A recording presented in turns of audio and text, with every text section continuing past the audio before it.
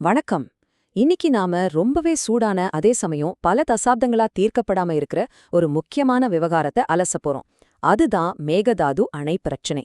சமீபத்துல திராவிடர் கழகம் வெளியிட்ட ஒரு விரிவான அறிக்கையை அடிப்படையா வச்சு இந்த நதிநீர் பகிர்வு சிக்கலோட ஆழத்தை நாம கொஞ்சம் விலாவாரியா பார்க்கலாம்.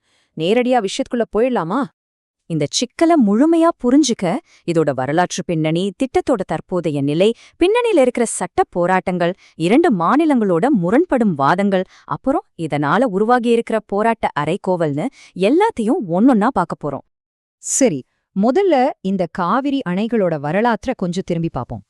இந்த பிரச்சனை நேத்து இன்னைக்கு முளைச்சது இல்லைங்க. இந்த அறிக்கையில ஒரு 60 ஆண்டுகால வரலாற்றை அப்படியே கண் முன்னாடி நிறுத்துறாங்க.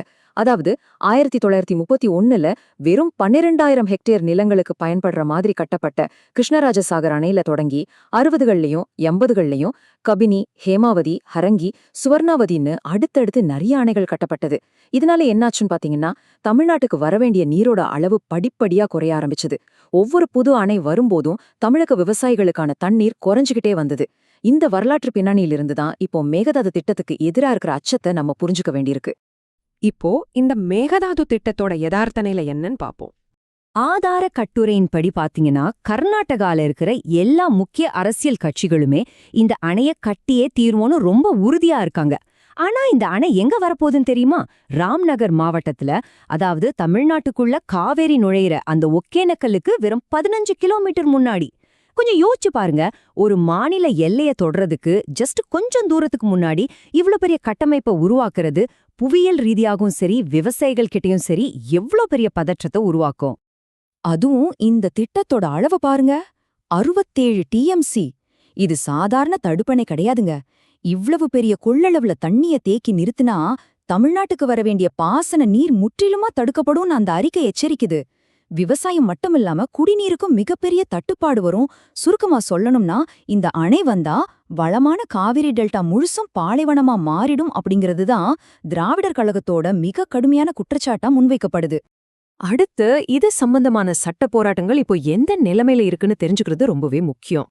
இந்த விவகாரத்துல கர்நாடகா தனிச்சையா எந்த முடிவும் எடுத்துட முடியாதுன்னு உச்சநீதிமன்றம் ரொம்ப தெளிவா சொல்லியிருக்கு. அவங்க அடுத்த கட்டத்துக்கு போகணும்னா முதல்ல காவிரி நதிநீர் மேலாண்மை வாரியத்துக்கிட்ட ஒப்புதல் வாங்கணும். அதுக்கப்புறம் மத்திய நீர்வள ஆணையத்தோட அனுமதியும் பெறணும். இப்போதைக்கு கர்நாடகாவை தடுத்து நிறுத்தி வச்சிருக்கிற பாதுகாப்பு கவசமே இந்த 2 அதிகாரப்பூர்வ அமைப்புகளோட ஒப்புதல் நடைமுறைதான். அப்போ ஏன் இப்போ திடீர்னு ஒரு அரசியல் கொந்தளிப்பு? இதுக்கு காரணம் சமீபத்துல வந்த ஒரு உச்சநீதிமன்ற உத்தரவுதான். என்னன்னா, இன்னும் சம்பந்தப்பட்ட ஆணையங்கள் எந்த அதிகாரப்பூர்வ அனுமதியும் கொடுக்கல. அதனால இப்போதைக்கு இந்த திட்டத்தை முன்கூட்டியே தடுக்க வேண்டிய அவசியம் இல்லைன்னு சொல்லி தமிழ்நாடு அரசு தாக்கல் செஞ்ச மறு ஆய்வு மனுவை உச்சநீதிமன்றம் முடிச்சு வச்சிட்டாங்க. நிறைய பேர் நினைச்சிட்டு இருக்காங்க கோர்ட் அணை கட்ட சொல்லிருச்சுன்னு. ஆனா அணை கட்டலான்னு கோர்ட் சொல்லல. ஆபத்தும் முழுசா நீங்கவும் இல்ல, தற்காலிகமா தள்ளி போயிருக்கு, அவ்வளவுதான்.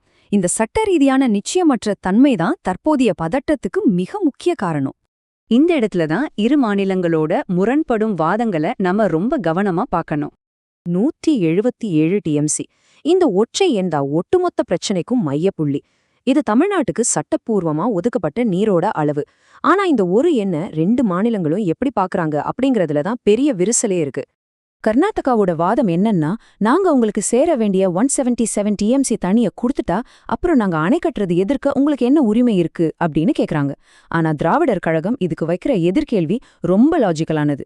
மழை வெள்ளக்காலங்கள்ல கர்நாடகா அணைகள்ல தேக்க முடியாம உபரியா வெளியேற்றுற தண்ணியும் சேர்த்து இந்த 177 டிஎம்சிக்குள்ள கணக்கு காட்டக்கூடாதுன்னு சொல்றாங்க.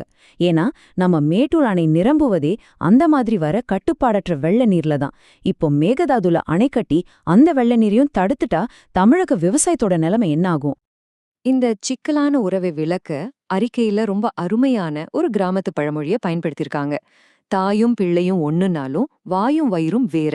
அதாவது சமூக நீதி, மாநில உரிமை இல்லனா கூட்டாட்சியின் பல விஷயங்கள்ல 2 மாநிலங்களும் அண்ணன் தம்பி மாதிரி ஒத்துமையா இருக்கலாம். ஆனா தங்களோட மாநில மக்களோட அடிப்படை வாழ்வாதாரமான நீர்வளத்தை பாதுகாக்கிற விஷயத்துல எந்த சமரசமும் செஞ்சுக்க முடியாது அப்படிங்கறத இது ரொம்ப ஆழமா உணர்த்துது. இத வெறும் வரைபடத்துல நடக்கிற ஒரு அரசியல் சண்டையா நாம பாத்திர முடியாதுங்க. ஏன்னா தமிழ்நாட்டுல இருக்கிற 20 மாவட்டங்கள், குறிப்பா தமிழ்நாட்டோட நெற்களஞ்சியமான காவிரி டெல்டா பகுதி மக்களோட முழுமையான குடிநீர், விவசாய ஆதாரம் இது மட்டும்தான். கோடிக்கணக்கான மக்களோட அன்றாட தாகமும் லட்சக்கணக்கான விவசாயிகளோட வாழ்வாதாரமும் இந்த தண்ணிய நம்பிதான் இருக்கு. இப்போ நிலைமை இப்படி இருக்கிறதால அடுத்த கட்டமா என்ன நடக்குது? சீக்கிரமே மேகதாதுல அணைக்கு அடிக்கல் நாட்டுவோன்னு கர்நாடக தரப்பிலிருந்து தொடர்ந்து வர அறிவிப்புகளுக்கும் அத ஒன்றிய அரசு அமைதியா வேடிக்கை பார்க்கறதுக்கும் பதிலடியா திராவிட கழகம் மே 31 அன்னைக்கு திருவாரூர்ல ஒரு மாபெரும் கண்டன ஆர்ப்பாட்டத்தை அறிவிச்சிருக்காங்க. இதுல ஒரு சுவாரஸ்யமான நடைமுறை தகவல் என்னன்னா, கொளுத்துற வெயில்ல மக்களோட நலனை கருத்தில் கொண்டு இந்த ஆர்ப்பாட்டம் காலையில 9 மணிலிருந்து 10 மணி வரைக்கும் சரியா 1 மணி நேரம் மட்டும்தான் நடக்கும்னு அறிவிச்சிருக்காங்க. ஒரு அரசியல் போராட்டத்துல இப்படி ஒரு துல்லியமான மக்கள் நலன் சார்ந்த திட்டமிடல் இருக்கிறது கவனிக்க வேண்டிய விஷயம். இந்த போராட்டத்துக்கான அழைப்ப பாத்தீங்கன்னா இதோட வீரியம் புரியும். இது ஏதோ ஒரு ஊருக்கான பிரச்சனை இல்ல. திருவாரூர், நாகப்பட்டினம், காரைக்கால், மயிலாடுதுறை, தஞ்சாவூர், கும்பகோணம், அரியலூர், சிதம்பரம், கடலூர், புதுச்சேரின்னு காவிரி நீரை மட்டுமே நம்பி இருக்கக்கூடிய ஒட்டுமொத்த டெல்டா மற்றும் கடலோர மாவட்டங்கள் அனைத்திலுமிருந்து விவசாயிகள், இளைஞர்கள்னு எல்லாரும் கட்சி பாகுபாடு இல்லாம திரளணும்னு அறிக்கை அழைப்பு விடுத்திருக்கு. இப்ப நாம ஒரு முக்கியமான கேள்வியோட இந்த அலசல நிறைவு செய்வோம்.